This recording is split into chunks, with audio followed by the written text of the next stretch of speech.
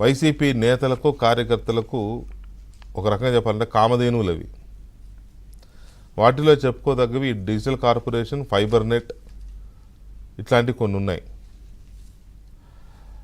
పర్టికులర్గా digital corporation, fibre నెట్లోనైతే ఎవరు పడితే వాళ్ళని ఇంట్లో పని మనుషులను కూడా దీంట్లో ఎంప్లాయీలుగా చేర్పించి ఇక్కడి నుంచి జీతాలు ఇచ్చుకునేవాళ్ళు.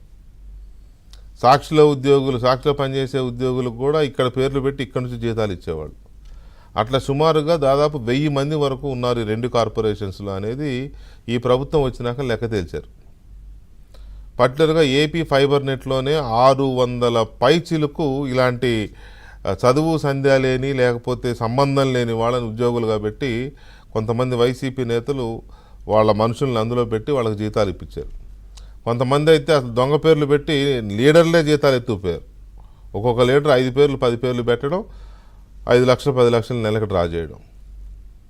ఫైబర్ నెట్లో అట్లా కోట్ల రూపాయల జీతాలు డ్రా చేశారు ఏపీ ఫైబర్ నెట్లో. దాన్ని సంస్కరించడం అనేది ఒక పెద్ద తలనొప్పి.